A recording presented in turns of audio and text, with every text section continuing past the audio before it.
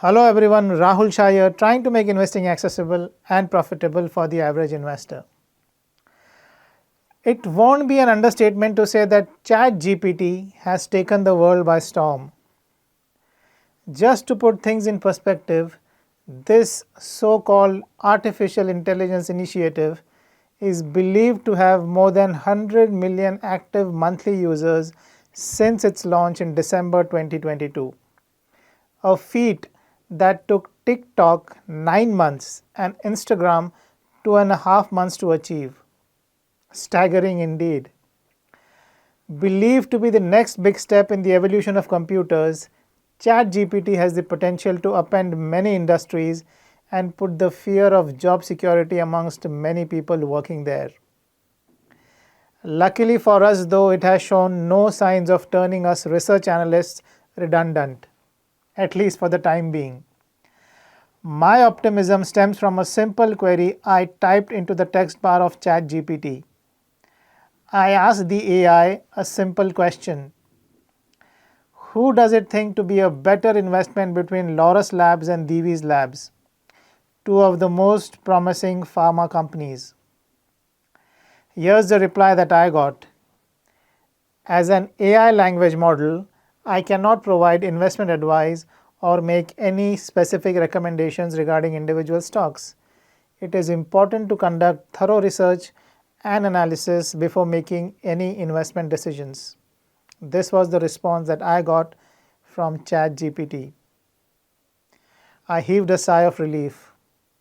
It could be a conscious decision by the ChatGPT programmers to not make stock-specific recommendations, or perhaps a limitation of their programming. Whatever it is, I like the fact that ChatGPT is not after my job, at least not currently. Therefore, it is left to me to try and figure out which of these two pharma stocks make for a better investment at the current juncture. So if you were watching this video to check out ChatGPT's analysis, sorry to disappoint you. However, if you are interested in knowing my viewpoint, then please stay back. Now coming to the analysis, Laurus Labs wasn't listed until as late as December 2016, which is when it came out with its maiden IPO. To be honest, the stock price did not do anything for the next 3.5 years, and it languished close to its IPO price.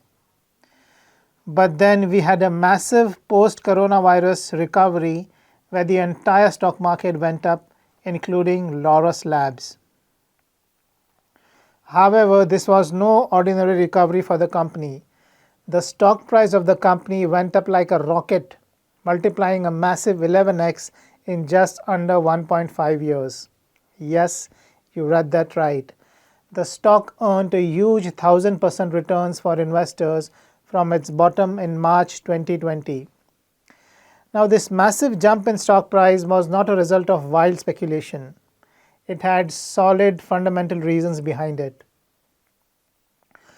You see, pre-2020, the company's financial performance was no great shakes. Its consolidated top line grew by a pretty modest 12% between FY16 and FY20. And although bottom line was up 18% CAGR, it was mainly due to lower tax rates and lower interest outgo.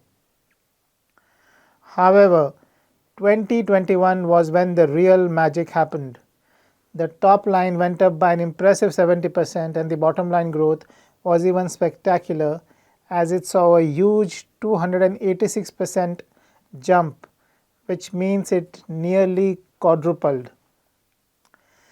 Now, the reason behind this massive improvement was not because of some one-time benefit. It was much more than that.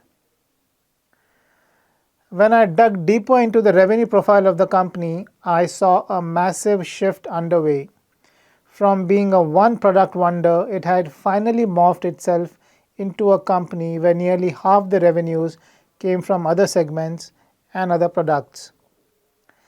As you can see, antiviral API accounted for a whopping 82% of revenues back in FY16, which has come down to just 38% in FY21. On the other hand, relatively higher margin businesses like custom synthesis and generic FDF have cornered a greater share of the revenues, which is indeed a good sign.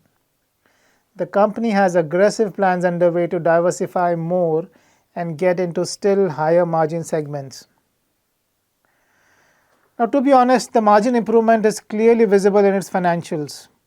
From hovering around the 20% mark till FY20, they have finally turned a corner and currently stand at a strong 30% with scope of still further improvement down the line. The share price story after the massive 11x growth between March 2020 and August 2021 has, however, turned sour. The company has failed to scale the same highs since then. In fact, the stock price is down a massive 55 to 60% from its all-time highs and seems to be facing some stiff resistance from bears. This decline, I believe, is largely because of a lackluster performance in FY22, where while the top-line growth came in almost flat, the bottom line actually suffered a small decline.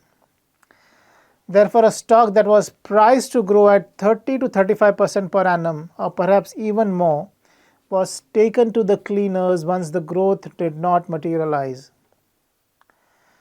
Now, it's not Laurus Labs alone that has been taken to the cleaners in the past few months. Its competitor Divi's Labs, amongst the best pharma stocks in India, has also come under sustained attack from bears during the same period.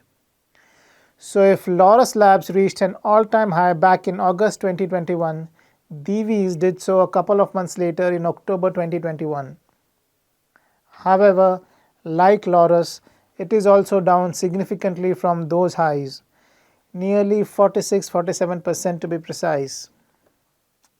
However, unlike Laurus, Divi's did not have a poor FY22.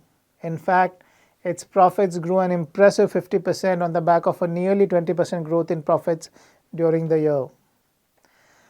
The reason for the poor share price performance of Divi's is the last 12 months, where there has been pressure both on the top line as well as the bottom line front. However, if you zoom out and look at the company's historical performance, you will find rock solid stability and great financial discipline. Barring a couple of years, both the company's top line as well as bottom line has grown with clockwork precision, with the result being that the top line has grown by 5x for the 10-year period between FY12 and FY22, whereas the bottom line is up by an even more impressive 6x. And unlike Laurus, which had to resort to both equity and debt funding, it is commendable that most of this growth has been achieved without resorting to any debt of any kind. Yes, that's correct. The company has been almost debt-free for many years now. A financial performance of this kind points to great execution by the management team and to the fact that they know exactly what they are doing and are dead sure about their long-term strategy. And this is precisely the case. Murli Divi, the promoter, is very clear that rather than target the entire pharma chain, it wants to focus on only two things, that is API generics and custom synthesis. The first one involves manufacturing the key ingredient in the drug, and the second one is about helping innovative drug companies with their R&D work.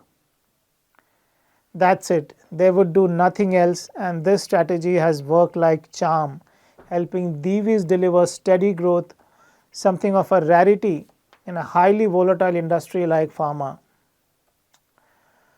Now, if Divi's is focus personified, Laurus Labs is something of a generalist that wants to do everything along the pharma value chain so that slowdown in one division can be offset by the growth in another.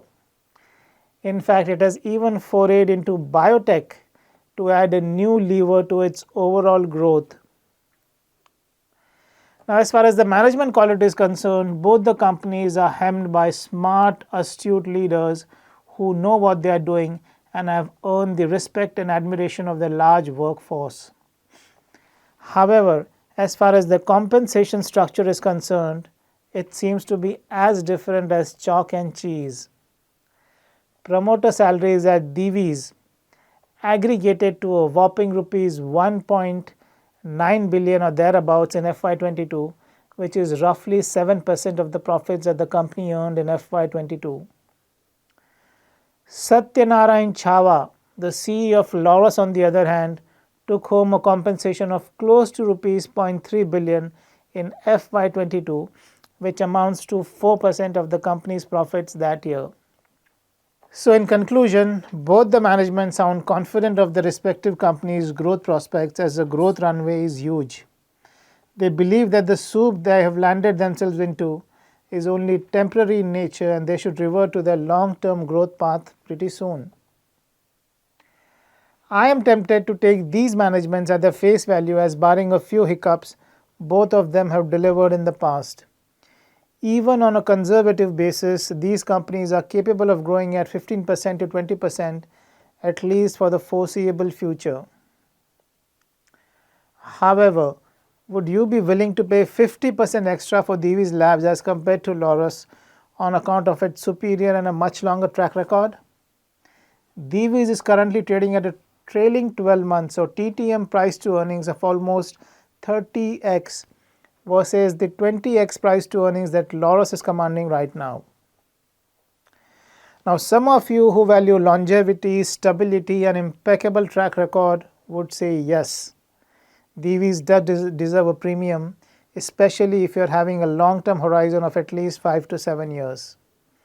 However, others who want to bet on mean reversion and appreciate the many levers of growth and also like the new initiatives that Laurus has taken will certainly have a soft corner for Laurus. Now, to put it more concisely, over a 2 to 3 year period, I believe that Laurus has a better chance of outperforming its more fancied peer. However, over a 5 to 7 year period, it is really difficult to tell who will edge out whom. Perhaps both of them could send their respective investors laughing all the way to the bank. Let's see. This brings me to the end of this session.